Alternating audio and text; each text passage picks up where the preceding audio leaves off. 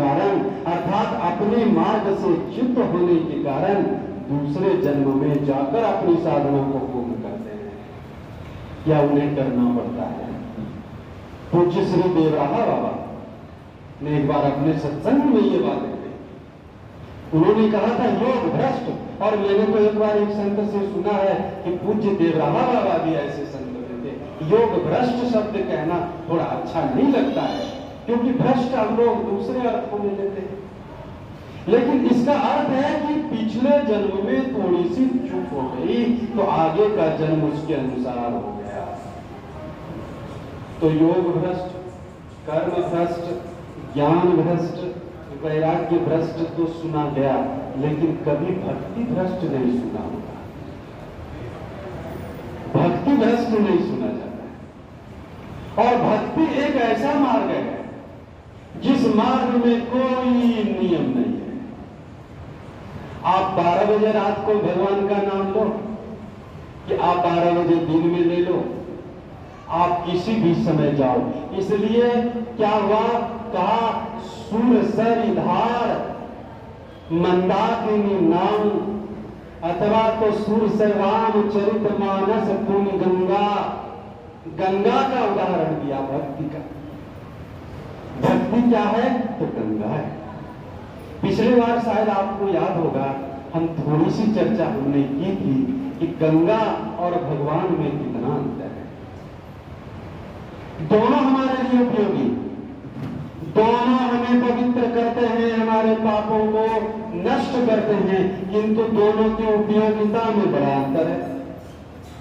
भगवान के पास 12 बजे जाओ तो सोते मिलेंगे, गंगा जी के पास 12 बजे जाओ तो उसी तरह निश्चल धार में बहती मिलेगी। भगवान के पास जाकर कुछ चढ़ाना चाहो तो आप मूर्ति स्पर्श नहीं कर सकते, बीच में मध्यस्थता करने वाले कोई पुजारी जी, गोसाई जी, कोई स्वामी जी हैं, उनको आप चढ़ावे का वस्तु दे दो, वो भगवान को चढ़ा देंगे। तो आपका वस्तु, आपकी सामग्री भगवान को चढ़ी कब, जब किसी का माध्यम बना। लेकिन गंगा मां के तट पर जाओ तो वो कहते हैं कि हमारे तुम्हारे बीच में कोई बंधन नहीं, तुम आ जाओ, बस आ जाओ, तुम प्रवेश करो, डुबकी लगाओ, और डुबकी लगाते ही हम तुम दोनों एक हो जाएंगे। गंगा मां कहती है। भगवान कहते हैं कि मंदिर में पवित्र भावना लेकर आना, मंदिर में पवित्र बनकर आना, मंदिर में तुमसे कोई दोष न बन जाए, कोई पाप न बन जाए। पूज्य श्री भाई जी हनुमान प्रसाद पोद्दार जी ने 64 प्रकार के दोष लिखे हैं, 64 प्रकार। उस 64 में 32 दोष लिखे मुख्य, जैसे 24 अवतार में 10 अवतार मुख्य, 10 अवतार में 2 अवतार मुख्य। 2 अवतार में कौन कौन से, भगवान रामकृष्ण पूर्णावतार, सभी जानते हैं। इसी प्रकार 64 में 32 दोष निकाले, और 32 में 10 दोष निकाले। 10, उन 10 में है भगवान के सामने अनर्गल बातें करना। 10 में भगवान के सामने बैठकर उल जलूल चर्चा करना, निंदा, शिकायत, चुगली आदि आदि, जिससे सदैव नुकसान है, भगवान के सामने बैठकर करना, ये दोष अपराध है। 10 अपराध में ये सब अपराध। कई बार संत लोग या विप्र लोग, आचार्य लोग खड़ाम पहनते, पहले के समय में तो सभी पहनते थे, और ये खड़ाम अगर पूछो तो संतों से ज्यादा गृहस्थ का चीज है। संत के पास तो है ही, संत की तो बात ही क्या करनी। गृहस्थ लोग भी पुराने समय में, याद करो आप बाबा पर बाबा और नाना नानी, इन पुराने लोगों को तो कहीं न कहीं खड़ाम की चर्चा होती थी, पहनते चलती थी, कोई अर्थ हुआ, चर्चा होती थी तो बाद में हुआ, चलती थी, कोई न कोई पहनते थे घर में पुराने। अब तो चल गए। अब कितना अंतर हो गया। पुराने लोगों का नाम याद करो, या आप लोग पुराने लोग हो, आप लोगों के नाम का कोई अर्थ होगा, आप लोगों का नाम भगवान से जुड़ा होगा या कोई अर्थ होगा। और नए बच्चे का नाम देखो, अब तो अंग्रेजी नाम चलने लगा, IUC, BUC, TUC। इस बच्चे का क्या नाम? केशव। केशव तो बहुत अच्छा नाम। केशव, बहुत अच्छा नाम है। ये तो सौभाग्य की भी बात है अगर बच्चे के नाम ऐसे रखे जाए। केशव तो भगवान का नाम, केशव है, दामोदर है, गोविंद है, गोपाल है। पंडित जी के पास हम लोग जाते हैं तो वो जब लिस्ट निकालते हैं तो कहते हैं कि ये तो पुराना हो गया, ये नाम पुराना हो गया। तो नए नाम निकालते हैं तो नए नाम में भी जब वो देखते हैं तो कहते हैं कि हाँ वो तो ठीक है, इसमें अक्षर ज्यादा है, मैं चाहता हूँ इस तरह का कुछ। तो फिर अब अंग्रेजी नाम, अंग्रेजी नाम। अब क्या क्या होने लगा? अब देखो नाम से भी संस्कार पर फर्क पड़ता है, इस बात को सदैव याद रखना चाहिए। नाम आपका जैसा रहेगा उस नाम के आधार पर या तो नाम भगवान से संबंधित हो या नाम कोई अर्थ देता हो, तब जाकर नाम की सार्थकता है, नहीं तो क्या है?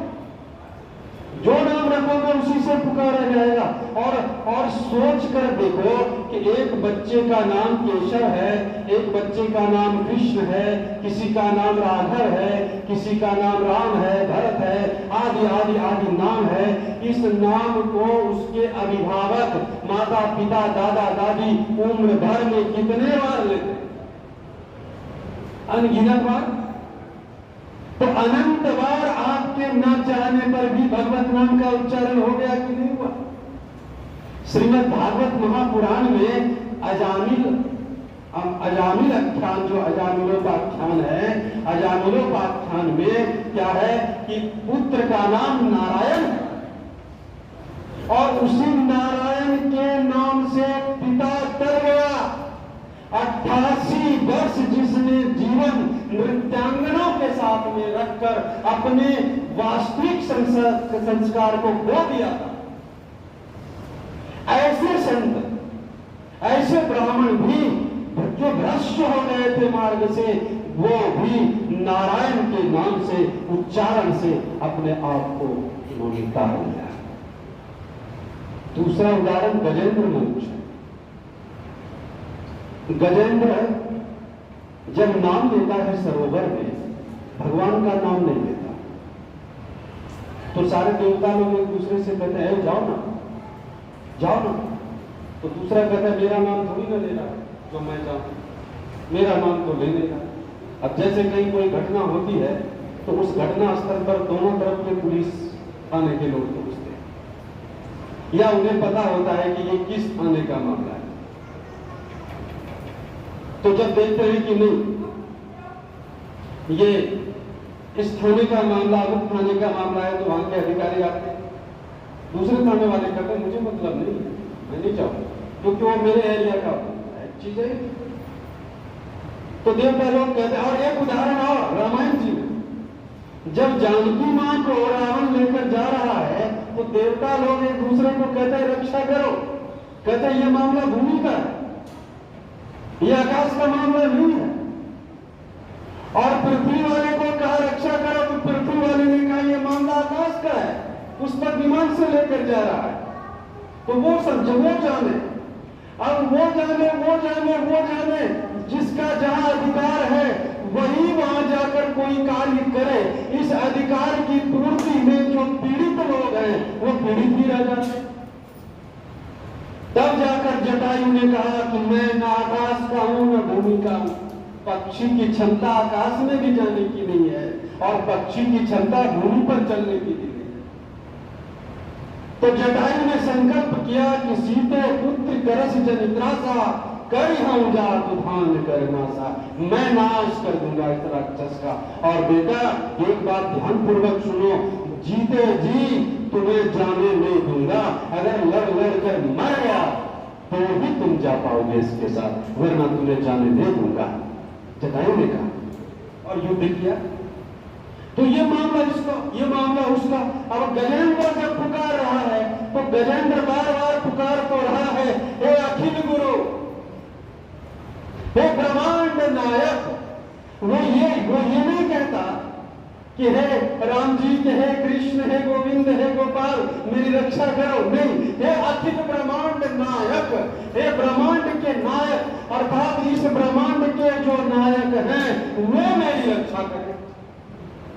अब देवताओं ने कहा जाऊंगा, मैं ब्रह्मांड का नायक थोड़ी, मेरा नाम तो नहीं लेगा। इंद्र को कहा कि आप जाओ महाराज का, मेरा नाम लेता तो कहता देवराज। इंद्र देवराज कहता, देवताओं का राजा कहता, ऐरावत की सवारी करने वाला कहता, वज्र हाथ में रखकर युद्ध करने में पारंगत, कुशल, निष्णात, निपुण, ऐसा कहता। मेरा नाम तो ले नहीं, तो मैं तो जाऊं। सारे देवता कोई नहीं। लक्ष्मी जी ने भगवान से कहा कि प्रभु, गजेंद्र अब मरने वाला है। सूरदास जी एक पद लिखते हैं, नाक का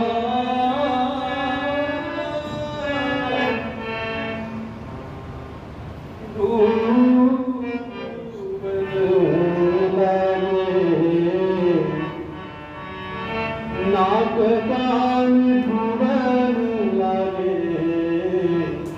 हरि को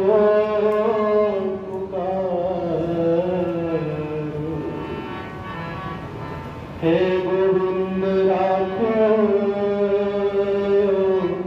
शरण, अब तो जीवन। मैं तो आप सबसे निवेदन करता हूँ कि अगर कोई श्लोक ना आता हो, कोई मंत्र ना आता हो तो कोई बात नहीं, भगवान के सामने खड़े होना और नेत्र चाहे खुला रखना चाहे बंद रखना, दोनों स्थिति में भगवान के स्वरूप का चिंतन करना। ऐसा नहीं कि भगवान के समक्ष गए और उनको एक बार देखा और आंख बंद करके अपनी कामनाओं चुनाने लगे कि मेरी ये कर दो, मेरी वो कर दो, मेरी वो पूर्ति करो। नहीं, आंख बंद इसलिए नहीं होता। आंख बंद का अर्थ है कि प्रभु, बाहर से जो छवि मैंने आपकी देखी, वो छवि आंखों के मार्ग से अंदर ले जाकर हृदय सिंहासन पर बिठा दिया और आंखों को बंद कर दिया। अब आप निकलो तो मैं समझूं कि कैसे निकलते। हृदय तो मेरे जाओ तो सबल में जानू तो, इसलिए आंखें बंद होती। लेकिन हम लोग क्या करते हैं? हम लोग भगवान के सामने गए और एक बार देख लिया एक झलक और आंखें बंद कर ली।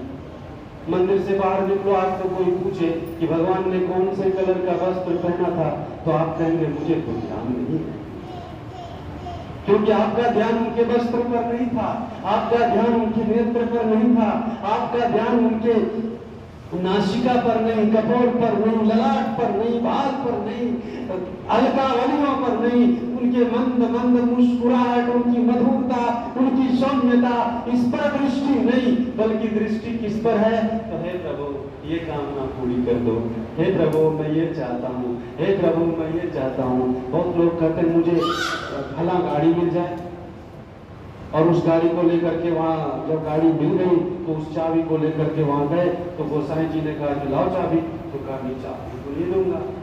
तो कहा चाबी कैसे नहीं दूंगा? जब कहते हो कि बिहारी जी ने गाड़ी दिया तो चाबी तो देना पड़ेगा बिहारी जी को। तो कहा कि लो चाबी ले लो, बिहारी जी को स्पर्श करा के फिर मुझे लौटा दो। गोसाई जी ने कहा नहीं, ये नहीं होगा। जब आप कहते हो कि बिहारी जी की गाड़ी है तो चाबी नहीं लौटेगी, चाबी तो बिहारी जी रखेंगे, इन्हें जहां जहां जाना होगा, घूमना होगा, ये घूमेंगे। अब पति पड़े फेर में पत्नी ने कहा देख ली जाए, बिहारी जी घूमेंगे ना, गोसाई जी बिहारी जी इस पर चढ़ेंगे ना, चलेंगे ना। गोसाई जी ने कहा पक्का, का दे दो चाबी। अब पत्नी की बात पति ने मान लिया, चाबी दे दी बिहारी जी को। अब बिहारी जी तो ऐसे घूमते नहीं। अब पति पत्नी दोनों प्रणाम करके गाड़ी तो आपने दे दी ठाकुर, लेकिन आपका स्वभाव ये छलिया वाला, लोग कहते थे मैं विश्वास नहीं करता था। अब बताओ इतनी मेहनत से गाड़ी मैंने, अब तुमने दी कृपा करके, लेकिन कोशिश तो मैंने की थी और चाबी मैंने अब तुम्हें दे दी, तुमने रख ली। अब मैं क्या करूं, अब मैं क्या बोलूं, मैं क्या मुंह दिखाऊं? अब ऐसा चिंतन करते हुए बेचारा घर पहुंचा। अब जब रात में विश्राम करता है तो क्या देखता है कि स्वप्न में उसकी गाड़ी को खुद ड्राइव करके श्री बिहारी जी उसके घर पर आए हैं, द्वार पर गाड़ी लगाई है और अंदर प्रवेश करके कहा उठो उठो उठो, सेठ उठ के खड़े हुए, अरे बिहारी जी आओ आओ आओ, आज तो मेरा आंगन पवित्र हो गया। कहा मैं आंगन पवित्र करने नहीं आया, मुझे प्यास लगी है, जल पिला दो और ये अपनी गाड़ी की चाबी ले लो, मैं बस मुझे चढ़ना था, मैं चढ़ लिया, बस ये लो। उसने जल पिलाया, चाबी ली और नींद खुल गई। अब तो बड़ा वो अचंभित हुआ कि आखिर ये बात क्या है। पत्नी को जगा रही, सुनो सुनो सुनो क्या हुआ? कहा बिहारी जी आए थे। कहा बिहारी जी आए थे? कहा कैसे? कैसे? ऐसे अपनी ही गाड़ी से आए थे। अब दोनों वार्तालाप करने लगे, संवाद करने लगे और पसीना पसीना आनंदाश्रु छा गया, तन पुलकित होने लगा, रोमांच होने लगा, गद गद दोनों हो गए। और जब घर से बाहर उसी रात्रि में निकले तो बाहर उनके द्वार पर ही उसकी गाड़ी लगी हुई। सोचो चमत्कार, गाड़ी लगी हुई थी और वो चाबी भी गाड़ी में लगी हुई थी। जब गाड़ी उसने खोली और देखा चाबी लगी हुई तो बिहारी जी की जय जयकार करने लगा, नाचने लगा और अब दोनों एक स्वर में कहने लगा कि ये गाड़ी नहीं लूंगा, ये गाड़ी बिहारी जी आप रखो, ये आप रखो। दूसरे दिन प्रातः फिर वृंदावन गया और वृंदावन में बिहारी जी के गोसाई जी को सारी घटना सुनाई। गोसाई जी मुस्कुराए और कहा अब आपकी गाड़ी नहीं लेंगे बिहारी जी, स्वीकार कर चुके हैं, जाओ आप प्रेम से इसकी सवारी करो और इसे बिहारी जी का प्रसाद मानो और प्रसाद मानकर इसका उपयोग करो। श्रद्धा से निष्ठा से वह उस गाड़ी पर प्रणाम कर करके चढ़ता रहा, अपना विकास करता रहा। तो यह है भक्ति मार्ग।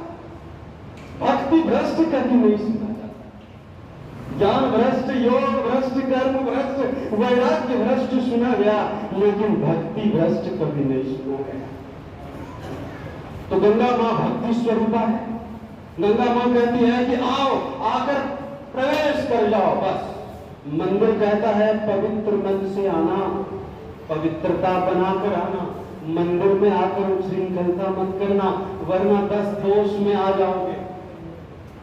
तो वो जो खड़ाम होता था, तो उस खड़ाम को पहनकर मंदिर में खट खट खट खट खट की आवाज करना, ये एक दोष है। दादाजी भाई जी कहते हैं 10 दोषों में एक दोष, निंदा चुगली करना, अनर्गल बातें करना, असत्य भाषण करना, खड़ाम पहनकर आना और कुछ पात्रों को, विप्र आचार्य संतों को छोड़कर हम जैसे सामान्य लोगों के लिए एक दोष यह भी आया कि भगवान की तरफ पीठ दिखाकर बैठना, जैसे हमने बैठा। तो उसमें विप्र आचार्य और संत पूज्य श्री बाजी कहते थे कि हम लोग तो व्यास गद्दी पर बैठने वाले, वो कहते थे, और हम लोगों के पीछे जो भगवान रहते हैं तो हम लोगों का भाव ये होता है कि हम भगवान के गोद में बैठकर कुछ सुना रहे हैं। लेकिन सामान्य जन, उनके लिए पीठ दिखाकर बैठना एक अपराध है, इस तरह से अपराध है। तो गंगा मां और भगवान में कितना अंतर है। भगवान कहते हैं कि पवित्र बन के आना और गंगा मां कहती है कि पाप करके आओ, मुझ में जैसे गोते लगाओगे पवित्र हो जाओ। और भगवान कहते हैं कि पवित्र बनकर आना, तब मंदिर आना सार्थक होगा, नहीं तो सार्थकता नहीं होगी। भगवान कहते हैं कि एक समय से आना, गंगा मां कहती है कोई समय नहीं, तुम जब आ जाओ, बस कोई बचा करे मेरे जल से, कोई मूर्ख को नहलाए, कहीं पंडित, कहीं मोची चमड़े धोए, कहीं पंडित प्यास बुझाए। ये जात धर्म के झगड़े इंसान की है नादानी, मानो तो मैं गंगा मां हूं, न मानो तो बहता हूं। यही तो है। तो हर कुछ, सब कुछ हमारे मानने पर ही निर्भर करता है। तो गजेंद्र ने पुकारा, हे ब्रह्मांड नायक, जो ब्रह्मांड के नायक हो वो मेरी रक्षा करें। अखिल ब्रह्मांड के नायक, कर्ता, सृष्टिकर्ता, आदि आदि आदि का कोई नहीं गया। लक्ष्मण जी ने कहा प्रभु नाम काम जीवन कर, हरि को पुकारो। भगवान आपको पुकार रहा है। तो भगवान भी चुटकी लेते हैं लक्ष्मी जी से कि देवी, इसने मेरा नाम तो लिया नहीं, अब सारे देवताओं को देखो चर्चा हो रही है कि मेरा नाम तो लिया नहीं, मेरा नाम तो लिया नहीं। कहा प्रभु देवलोक से लेकर मृत्यु लोक तक मेरा नाम चलता है कि मेरा नाम मेरा नाम मेरा नाम। लेकिन अगर आपके लोक में भी मेरा नाम चलने लगेगा तो आपके लोक और उन लोगों में अंतर क्या रहेगा प्रभु? वहां के लोगों को पूछ बहुत प्यारी होती है। यही तो हनुमान जी ने समझाया था रावण को कि रावण समझ जा मेरे प्रभु अखिल ब्रह्मांड के ईश्वर हैं। तो रावण सोचता रहा कि इसका अंग भंग करूं तो कैसे करूं, कौन सा अंग भंग करूं। तो हनुमान जी ने अपनी पूंछ उठाई और बार बार चूमने लगे। कभी आंखों से लगाए, कभी मुंह से लगाए, कभी चूमे। तो रावण समझ गया कपि के ममता पूंछ पर सब कमाऊं समुझाए। कपि की ममता, इस बंदर की ममता पूंछ पर, इसलिए सबको समझा बुझा कर कह रहा हूं जितने वस्त्र है लाओ, घी लाओ, तेल लाओ और इसमें मिलाकर इसके पूंछ में कपड़े और तेल से मिलाकर उसके उसे गीला करके और बांधो और आग लगा। हनुमान जी कहते मामला पूंछ में ही है रावण, मेरी ये लंबी पूंछ और तेरी भी लंबी पूंछ।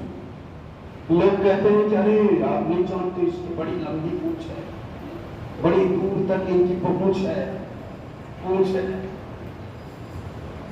तो मेरा भी तो मामला यही है और तुम्हारा भी यही मामला है। और पूंछ में आग लगा रहे हो तो देखना कहीं तेरी पूंछ में ना आग लग जाए। मेरी पूंछ में आग लगे तो कोई बात नहीं, मेरा तो एक अंग है, लेकिन तेरी पूंछ में, तेरी पहुंच में अगर आग लग गई तो कहीं के नहीं रह गए। लेकिन इतना बड़ा ज्ञानी रावण भी इस बात को नहीं समझ पाया। और तब कहा पूंछ में आग लगा। तो एक मस्ताना मिजाज लेकर हनुमान जी रावण के दरबार में निर्भय, कोई डर नहीं। डर कब जाता है, निर्भयता कब आती है? जब शरणागति होती है।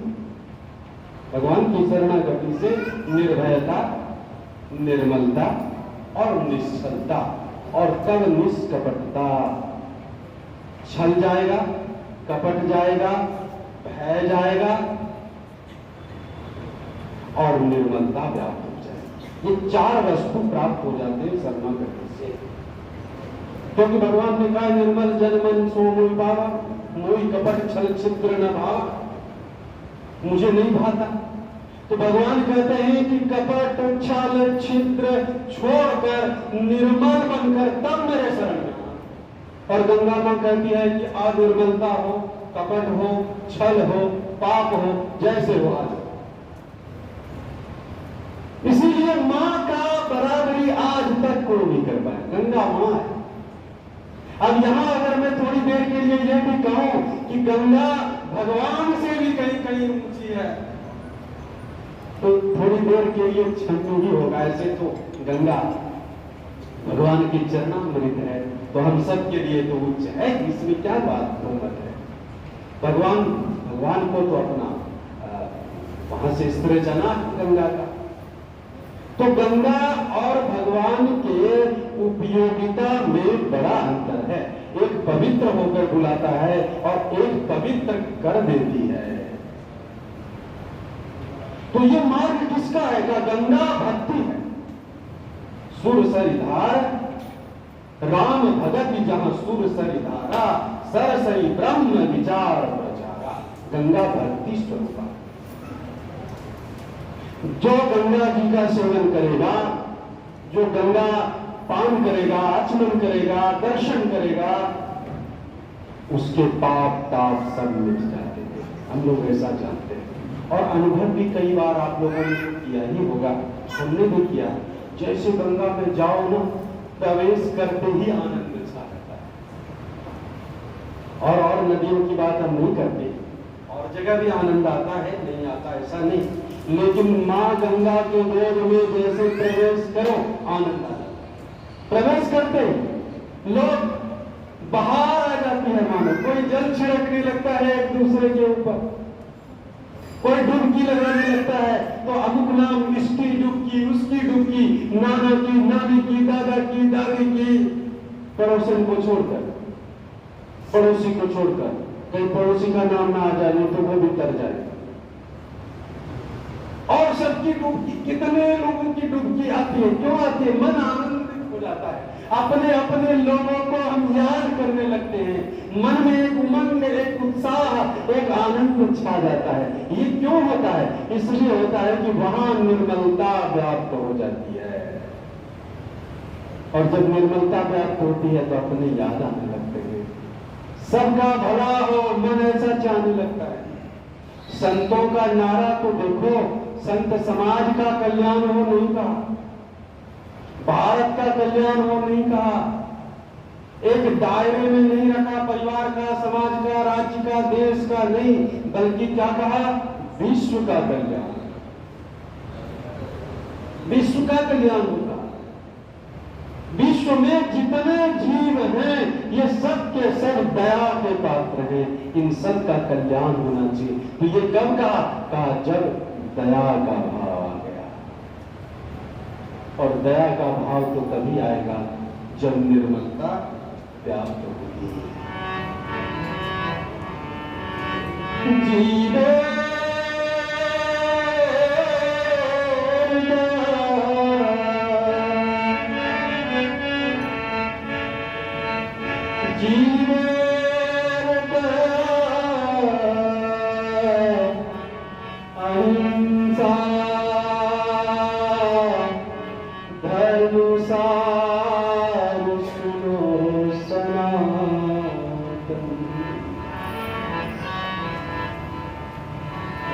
जीवों पर दया, दया करना जिसने सीख लिया उसने सीख लिया। दया ही नहीं आती, किसी के लिए भी हम उल्टा सोचने लगते हैं, किसी के लिए भी हम सोचते हैं तो ना जाने क्या क्या क्या। दया करें, अगर बुद्धिहीनता दिखाई पड़ रही है तो दया का पात्र है। गुस्सा तो आता है, खराब तो लगता है, बुरा लगता है, लेकिन दया करने जैसा है जो नहीं समझ पा रहा। भगवान ने मन दिया और बुद्धि दी। मन इसलिए दिया कि मन मुझ में लगाए रखना, और बुद्धि इसलिए दिया कि बुद्धि से संसार जी लेना। यही है ना। लेकिन हमने क्या किया? हमने मन तो संसार में लगा दिया और बुद्धि परमात्मा में लगा। कि भगवान है कि नहीं है, कृपा करेंगे कि नहीं करेंगे, कि क्या होगा, तो क्रम उल्टा हो गया। तो जब क्रम उल्टा हो गया तो फल भी तो उल्टा होगा। इसलिए संत लोग कहते हैं कि इस बुद्धि को अगर सयाना बनाना है, चतुर बनाना है, तेज समझदार विवेक युक्त बनाना है, तो मन को श्री हरि के चरणों में लगाओ। सूरदास जी ने एक पद लिखा है, मेरे मन अनंत कहाँ सुख पाए। मेरा मन अन्यत्र कहाँ सुख पाता है। जैसे उड़ी जहाज की पंछी फिर जहाज पे आवे, मेरे मन अनंत सुख पाए। सूरदास जी कहते हैं, ठाकुर मेरा मन अन्यत्र कहीं सुख नहीं पाता। और उदाहरण दिया, जैसे समुद्र में किसी जहाज पर एक पंछी बैठ जाए और बीच में उसका मन हो कि कहीं और जरा जाऊं, घूम लूं, जरा विचरण कर लूं, और वो उड़े और उड़ते उड़ते जहां तक उड़े जल ही जल दिखे, तो क्या करती है वो? का फिर से लौट कर उसी जहाज पर आ जाती है। हे ठाकुर, ऐसे ही मेरी मन पंछी, ये मेरा मन रूपी पंछी ये उड़ तो जाता है, लेकिन जल राशियों को देखकर लौटकर फिर आपके चरणों में आ जाता है। जैसे उड़ी जहाज की पंछी फिर जहाज पर आवे, मेरे मन अन्यत्र कहाँ सुख पावे। मेरा मन अन्यत्र कहीं सुख नहीं पाता। सूर्यराज जी कहते हैं, अर्थ ये हुआ कि मेरा भी मन, हमारा भी मन इसी प्रकार जाए। देखो, मन का कहीं भी जाना स्वाभाविक है, जाएगा। और कहते मन को रोको, मन को किसी ने नहीं रोका, न रुकने वाला है और न कभी रोकना चाहिए। नदियों को कभी किसी ने रोका है? नदियों को पार करने के लिए पुल बनाते हैं, और पुल का अर्थ यह होता है कि नदी का प्रवाह भी अंदर अंदर निकल गया और ऊपर से हम पार भी हो गए। या फिर नदियों की दिशा को मोड़ दिया जाता है। लेकिन बांध, कहते हैं बांध, यहाँ बांध बांधा गया, तो बांधा गया का अर्थ ये नहीं होता कि नदी को स्टॉप कर दिया गया। मन की धारा भी उतने की प्रेस को रोका नहीं जाता, इसकी दिशाओं को मोड़ा जाता है। इसके ऊपर कोई एक मर्यादा का पुल बना दो कि वो अंदर अंदर प्रवाहित हो जाए और बाहर बाहर हम निकल जाए मर्यादा से। तो इसलिए तो मन कैसा हो हमारा आपका? का मन भगवान के चरणों में समर्पित हो। जैसे हम लोग दिन भर कुछ काम करें, कभी यहाँ जाते, कभी वहां जाते, कभी वहां जाते, और अंत में लौटकर कहाँ जाते? अपने घर ही जाते हैं। आप लोग यहाँ आए, सत्संग के बाद अपने घर ही तो जाओगे, हम लोग घर ही तो जाएंगे। तो जैसे अंत में अपने घर लौट कर जाते हैं, ऐसे ही हर तरफ से मुख को मोड़कर अंत में अपने इष्ट के चरणों में ले आना चाहिए। बस यही है सार उपासना का, यही है। वरना कितने सूत्रों में पढ़ोगे, बहुत सारे सूत्र हैं।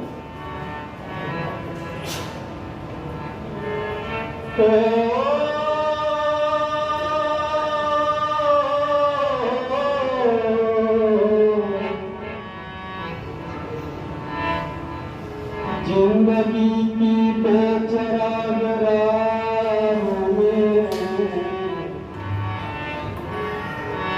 जिंदगी तुझको ढूंढती है,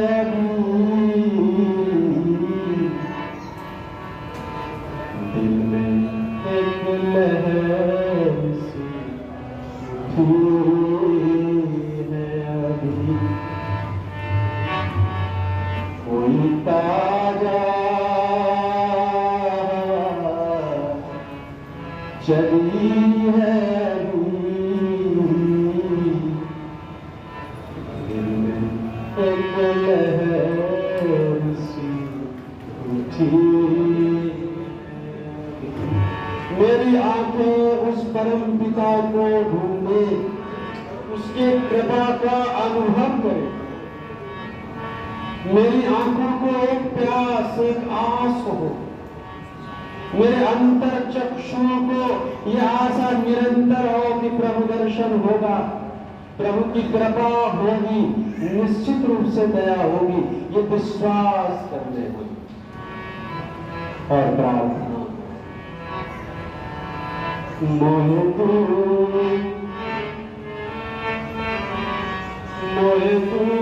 न करे भगवान,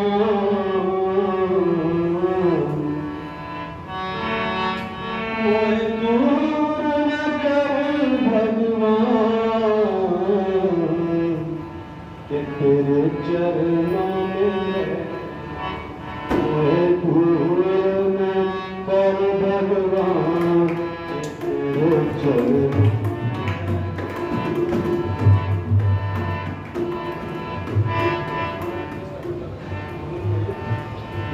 भूल न कर भगवान, के तेरे चरणों में मोहे भूल न कर भगवान, के तेरे चरणों में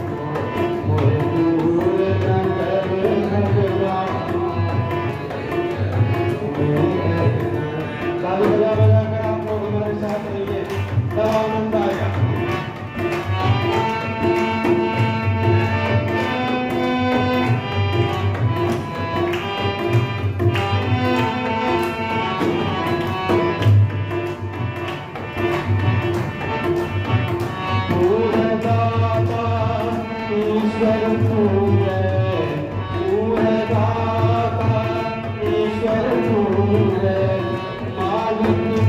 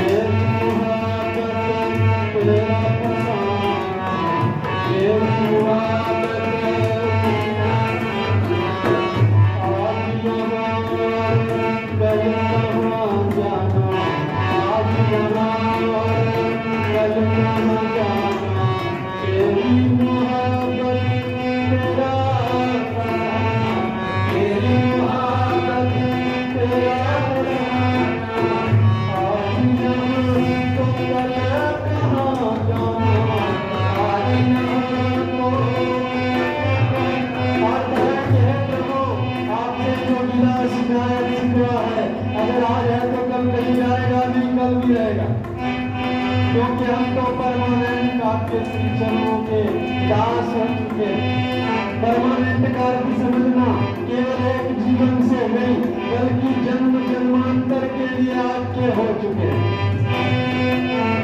आज यहाँ तो कल कहाँ, आज यहाँ तो, आज यहाँ तो कल कहाँ जाना, आज यहाँ तो करताल आज नहीं निकलता करताल। आज यहाँ तो कल कहाँ जाना, आज यहाँ तो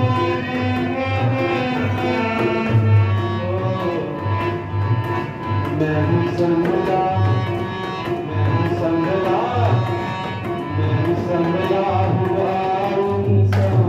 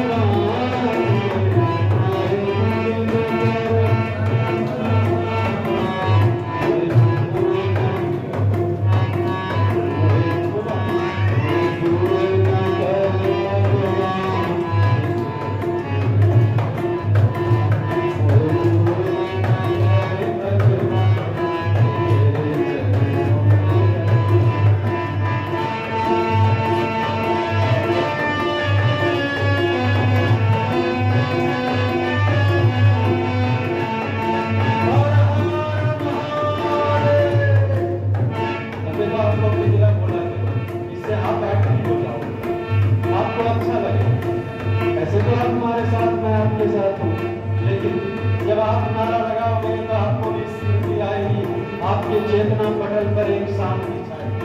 इसलिए सभी बोलिए, प्रेम से बोलिए,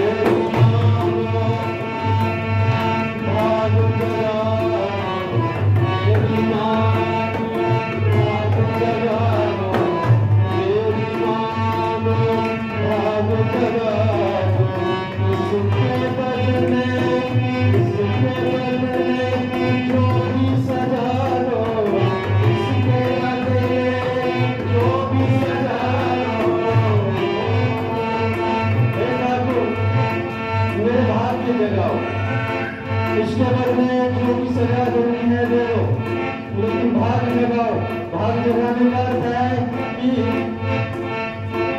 आपके श्री चरणों का आश्रय पाऊंगा तो धन्य हो जाऊंगा, और आपके चरणों को जिसने पाया वही बड़भागी है। बड़भागी अंगद हनुमाना, चरण कमल चापत विभुदाना। आपके चरण कमल का दास बन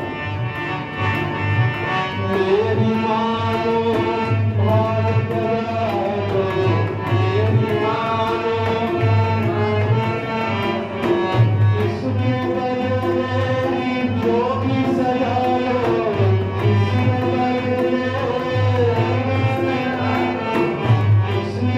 बदले जो भी सजा लो, इसके बदले जो भी सजा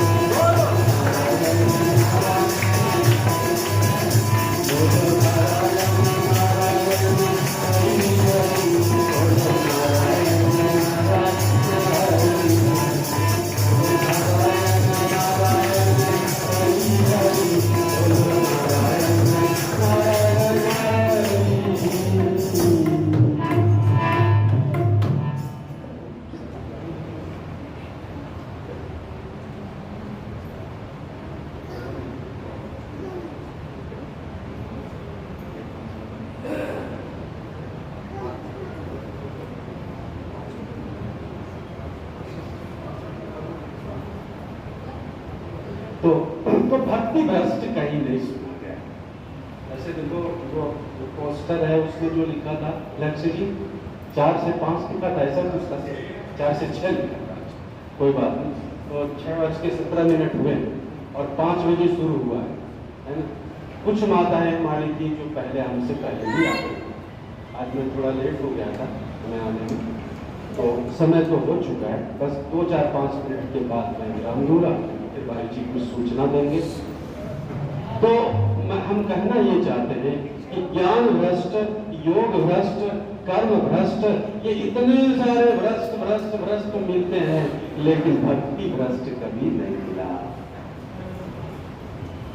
तो थोड़ा सा चिंतन अगर बदला तो जीवन बदल जाता है, निश्चित बात है। और इसकी बड़ी सुंदर कथा श्री रैदास जी की है।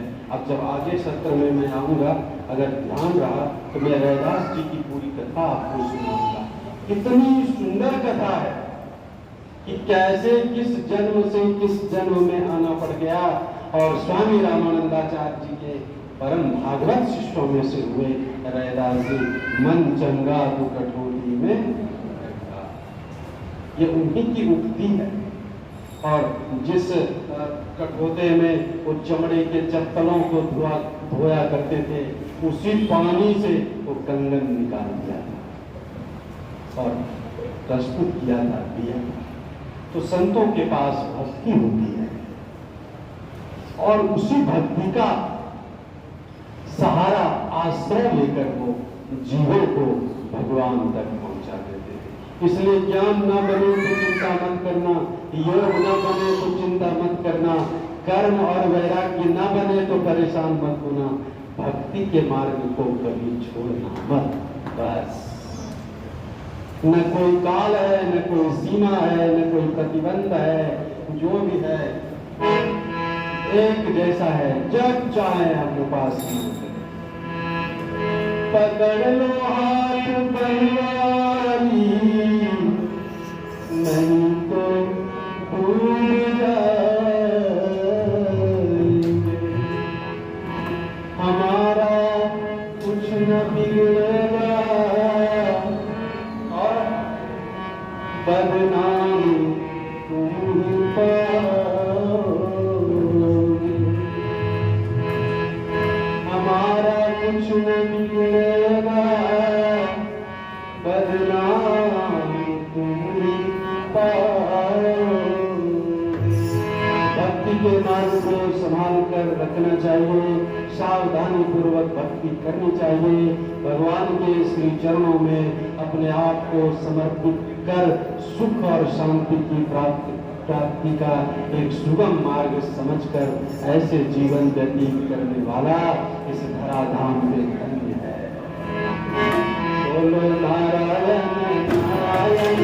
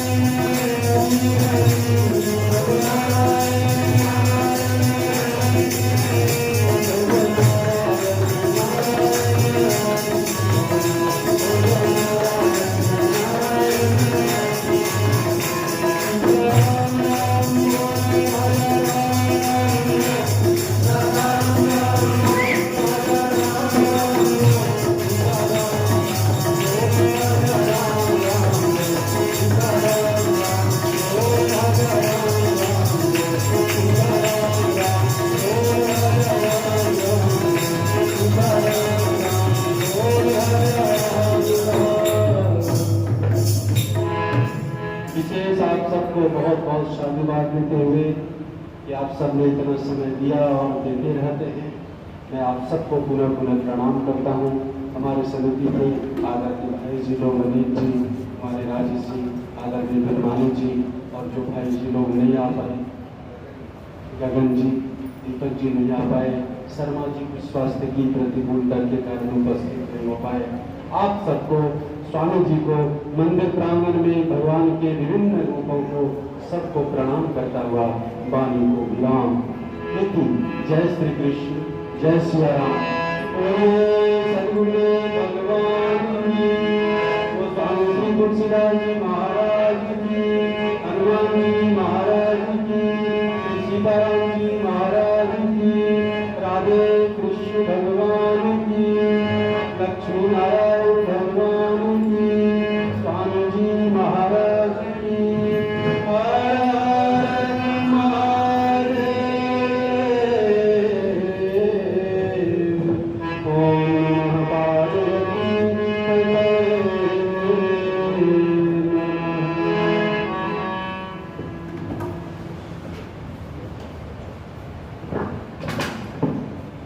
हेलो, आज के प्रसाद की व्यवस्था गगन जी के पिताजी श्री प्रदीप कुमार जी पंडित पारक की तरफ से है, और अगली सूचना संतोष पंडित जी आपको देंगे। स्वामी जी महाराज की अगले महीने 30 अक्टूबर दिन शनिवार को स्वामी लक्ष्मीदास जी महाराज की वर्षी मनाई जाएगी, और आप सभी भक्तों को फेसबुक लाइव के द्वारा, व्हाट्सएप के द्वारा सूचित किया जाएगा। जैसा भी होगा वो हमारे ऑल इंडिया सनातन धर्म सभा के प्रधान जी भैया अनिल जी मोगा सूचना देंगे। और उसके अलावा कोई अगर किसी को परेशानी है तो यहाँ से संपर्क कर सकते हैं।